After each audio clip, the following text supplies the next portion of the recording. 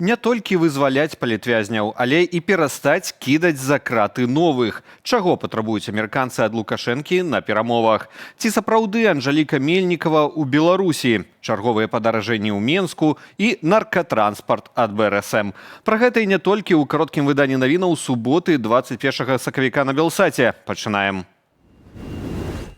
Журналістам выдання «Наша Ніва» удалося дазваніцца да бацькі былой спікеркі каардынацыйнай рады Анжэлікі Мельнікавай. Паводле яго з дачкой усё добра, і яна, маўляў, даўно жыве ў Беларусі. Мужчына кажа, што ў апошні раз размаўляў з Анжэлікай зімою. Дзеці таксама, мабыць, з ёю. Хаця бацька Анжэлікі прызнаецца, што і ўнукаў, і дачку бачыў жыўцом даўно. Пра здымкі з трэнажорнай залі, якія з'явіліся ў сеціве ў чацвер, спадар Артур нічога не ведае. Выявы, на якіх нібыта Анжэліка Мельнікава займаецца ў мацоўні Джым-24 ў Менску, апублічыў украінскі блогер Балаганов. Пацвердзіць іхную праўдзівасць можна будзе толькі пасля аналізу арыгінальнага відэа, з якога былі зробленыя скрыншоты. Анжэліка Мельнікава знікла з публічнай прасторы ў сакавіку летась. Яна вылезла з Польшы ў Лондан. Пазней, паводле расследнікаў, наведала Шры-Ланку і Дубай разам з супрацоўнікам КДБ Алексеем Лабеевым. Польская пракуратура вядзе расследаванне абставінаў ад'езду Мельнікавай з Польшы і пакуль уважае зніклую як пацярпелы бок. Працяг выхаду на волю палітвязняў. Сёння і учора, паводле праваабаронцаў, з турмаў ды калоніяў выходзіць 235 памілаваных палітвязняў, якім пасля вызвалення дазволілі застацца ў Беларусі. Сярод іх палітычная экспертка Валерыя Касцюгова, якую затрымалі ў 2021 і асудзілі на 10 гадоў. Пра вызваленне палізняволенай паведаміла ейная дачка Анастасія.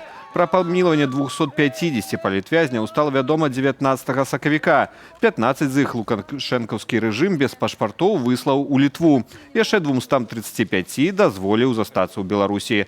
Спецпасланнік Трампа Джон Коул засведчыў, што гэтага было няпроста дабіцца. На дадатак ён паведаміў, што паставіў перад Лукашэнкам і іншае пытанне.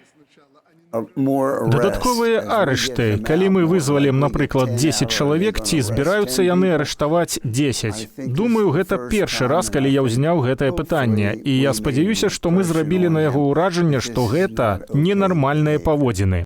Сам жа Лукашенко апраўдваўся наконт дазволу для памілаваных палітвязняў застацца ў Беларусі.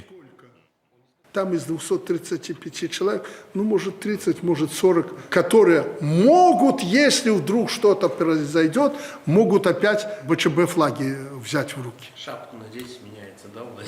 Да, но мы их знаем. И прежде чем выпускать, они все взяты на контроль спецслужбами и милицией. Поэтому вы не переживайте, что мы их выпустим. Менскі аўтазавод пачаў выпускаць браняваныя машыны хуткай медычнай дапамогі. 2 такія медычныя аўты цяпер будуць працаваць у Белгародскай вобласці Расіі. Кадры перадачы хуткіх медыкам сумежнага з Украінай Грайваронскага раёну паказаў губернатар рэгіёну Вячаслаў Гладкоў. Паведамляецца, што гэтыя аўтамабілі, акрамя браняванага корпусу, абсталяваныя дадатковай абаронай ад дронаў, спецыяльнымі канструкцыямі, а медычныя брыгады, якія на іх працуюць, атрымалі каскі і бронекамізэлькі.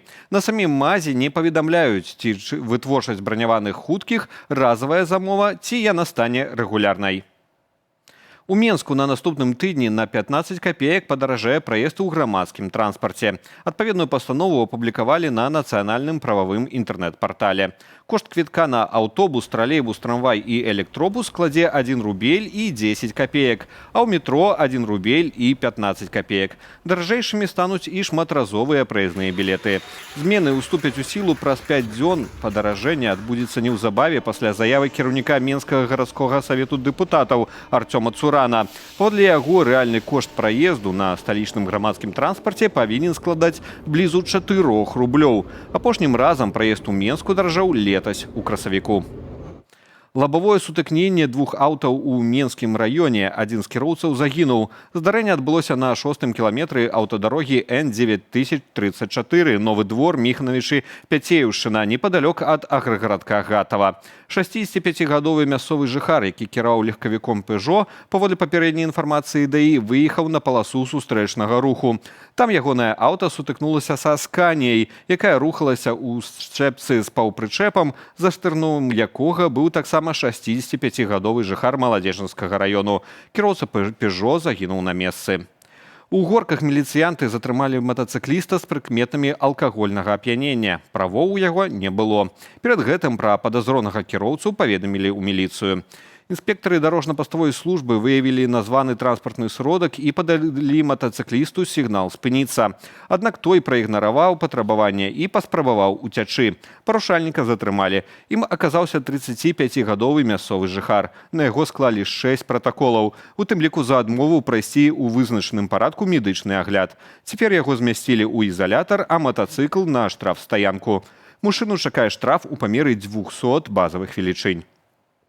Імітацыя бурлівай дзейнасці. У Гомлі і горадні актывісты БРСМ вырашылі правесці акцыю. На дарогі абласных цэнтраў выйшаў так званы антынаркатычны грамадскі транспарт. Уся антынаркатычнасць аўтобусаў і тралейбусаў палягае ў тым, што БРСМаўцы абклеілі іхныя салоны інфармацыйнымі плакатамі і раздаюць пасажырам брашуры. У чым асаблівая карысць менавіта такой прапаганды супраць нарказалежнасці і за здаровы лад жыцця патлумачыць цяжка. Але фотасправаздачы аб бурлівай прафілактычнай дзейнасці падрыхтавалі і БРСМ, і мясцовая міліцыя. А пакуль нехта ставіць сабе чарговую птушачку, варта зазначыць, што, напрыклад, у Гомлі БРСМ так заклеілі лабавое шкло наркааўтобуса, што фактычна цалкам закрылі кіроўцу агляд. А гэта парушэнне правілаў дарожнага руху і проста небяспечна на дарозе. Сезон рэкордаў. Хакейная менская «Дынамо» завяршыла рэгулярны сезон кантынентальнай хакейнай лігі разгромнай хатняй перамогай над аўтамабілістам з Екатеринбургу 8-2. Хатні разгром адметны дублем амерыканскага нападніка Сэма Энаса, які давёў свой агульны лік галоў і асістаў да 89, чым паўтарыў ранейшы рэкорд турніру. Калі-небудзь я ўспомню ўсю сваю кар'еру, і гэтае дасягненне будзе адным з лепшых, калі не найлепшым. Для мяне і маёй сям'і гэта значыць многае. Дамагчыся гэтага поспеху тут, у Менску, пры такой падтрымцы, з такой камандай, гэта ўзрушае. Само ж «Дынамо» скончыла рэгулярны сезон на другой прыступцы заходняй канферэнцыі. Найлепшы вынік для зуброў за ўвесь час удзелу ў турніры. Іхным супернікам у першай стадыі плэй-оф стануць дынамаўцы з Масквы. Серыя стартуе з 2 матчаў у Менску ўжо ў аўторак. Дарэчы, заўзятары «Дынамо» апошнімі днямі ў сацыяльных сетках скардзіліся на рэзкі ўзлёт цэнаў на квіткі на гульні плэй-оф. Некаторыя падаражэлі ў некалькі разоў. Пытаннем зацікавіліся ў Міністэрстве антыманапольнага рэгулявання і гандлю, дзе папрасілі клуб патлумачыць падаражэнне. У «Дынамо» ў адказ запэўнілі, што цэны квіткоў на плэй-оф будуць трымаць пад пільным кантролем. Зіма прайшла, але тралейбусныя драты ў Менску па-ранейшаму іскраць. Раней камунальнікі тлумачылі гэта марозамі, а яшчэ тым, што соль з дарог трапляла на драты. Аднак цяпер пацяплела, а праблема засталася. Глядзім без каментара.